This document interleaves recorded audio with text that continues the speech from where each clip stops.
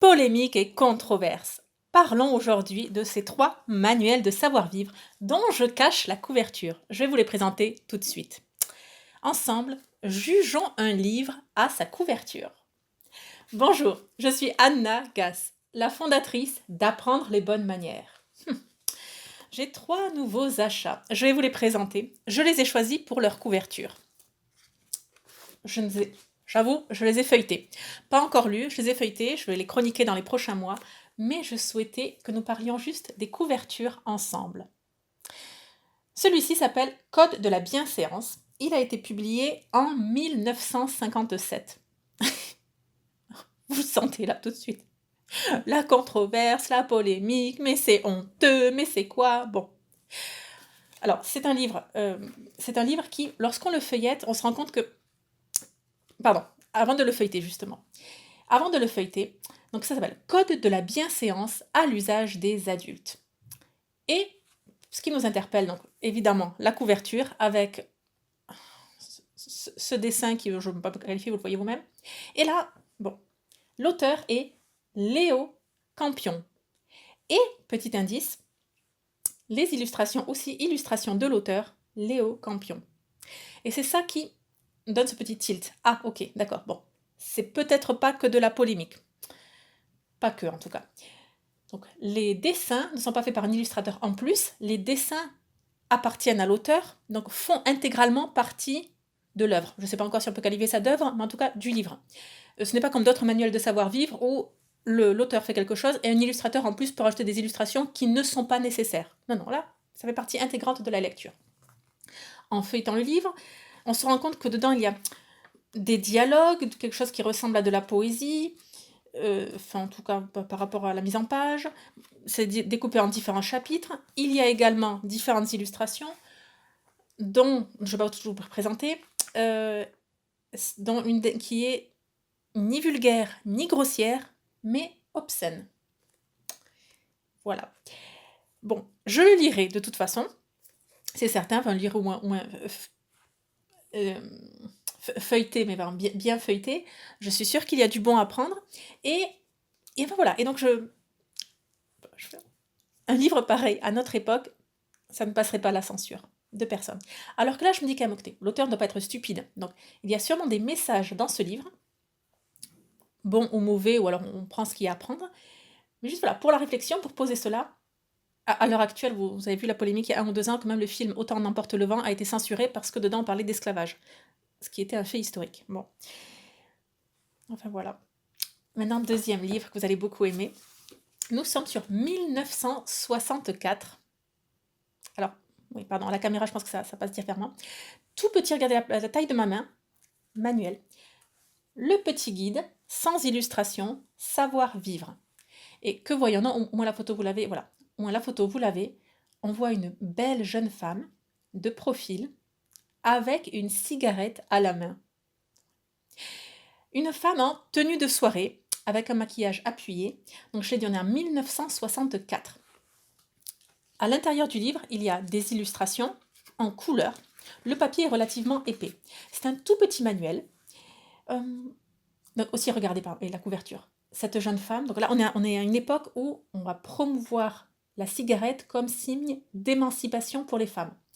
Cette jeune femme n'a même pas de porte-cigarette. Elle fume, elle tient la cigarette à même les doigts. Elle est belle.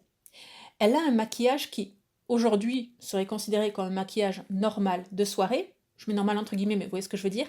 Alors qu'en 1964, c'est extrêmement chargé. Qu'est-ce qu'on remarque également? Sa coiffure. Un chignon sophistiqué. On est à un chignon de soirée. On n'est pas du tout à les chignons bohèmes. Les chignons un peu brouillons qu'on a même maintenant au mariage. Non que ce soit mauvais, d'accord? C'est pas que c'est mauvais, mais c'est juste que c'est réservé à une certaine partie, à une certaine ambiance. Là, dans un gala ou un rallye, un chignon où les cheveux sont domptés, marqués, les plis se voient. Bon. Et avec du volume, bien entendu, parce que nous sommes en soirée.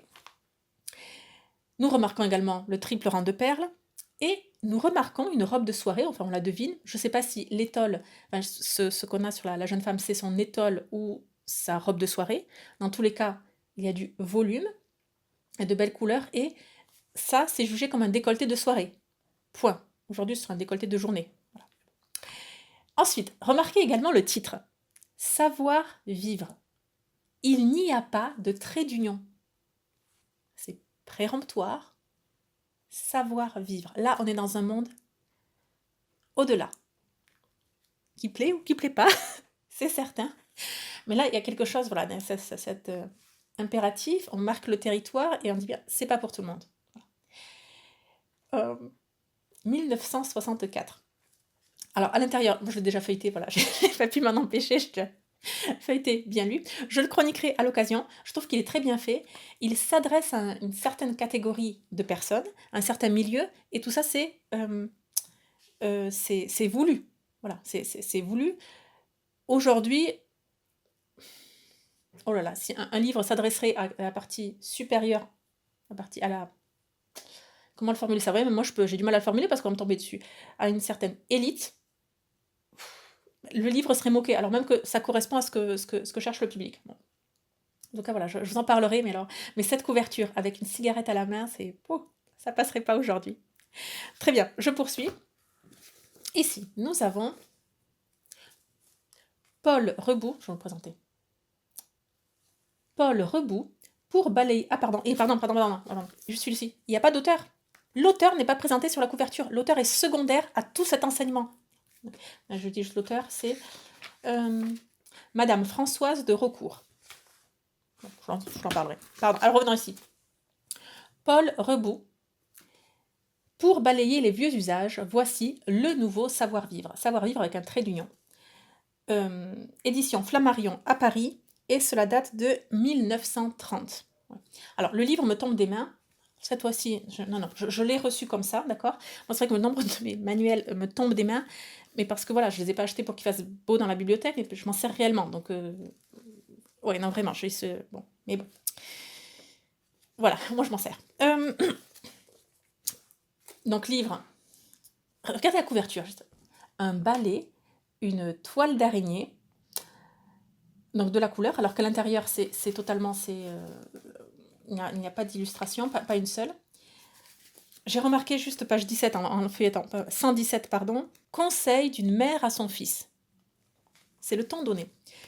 Pour ce qui est des chapitres, c'est globalement la même chose que l'on voit dans notre manuel. C'est divisé par présentation, le salut, la poignée de main, le baise-main, la correspondance, la toilette, dans la rue, le baptême, le mariage, la bienséance à deux, le divorce, l'enterrement, etc., etc. Donc il y a même un chapitre qui s'appelle Fumée. Alors, les corvées 1, les corvées 2, la civilité du décor, avec un sous-partie antichambre, salon, salle à manger, cabinet de toilette, etc. Le nouveau savoir-vivre. Et c'est une couverture qui, à notre époque, ne ferait pas acheter le livre. Je ne pense pas. Voilà. Donc, ce balai, ces toiles d'araignée. Et donc c'est quelque chose qui se voulait moderne pour l'époque. Pour 1930, cela se voulait moderne. C'est-à-dire, on va balayer le 19e siècle. Voilà, maintenant, la guerre est finie. Voilà, ils ne savent pas encore qu'il y en aura une deuxième. Mais voilà. Quel est le nouveau savoir-vivre après un monde après-guerre. J'ai hâte de le lire et de le chroniquer avec vous. Par rapport à ces 3 livres, si vous remarquez d'autres faits intéressants par rapport à la couverture que je n'ai pas mentionné mais qui vous ont interpellé, je vous en prie, partagez-les avec moi justement dans les commentaires. Donc là, on est vraiment sur juger un livre à sa couverture. On n'est pas encore sur l'intérieur. Je les chroniquerai à l'occasion, bien entendu. Mais là, juste parlons des couvertures. Voilà. J'espère que cela vous a plu, que ça donne aussi une petite réflexion sur la liberté de penser et de publier à notre époque dans la France moderne des années 2020, où le politiquement correct a pris le pas sur tout cela. Très bien, abonnez-vous à la chaîne YouTube pour ne rien manquer, et surtout, n'oubliez pas, la bienséance fait la différence.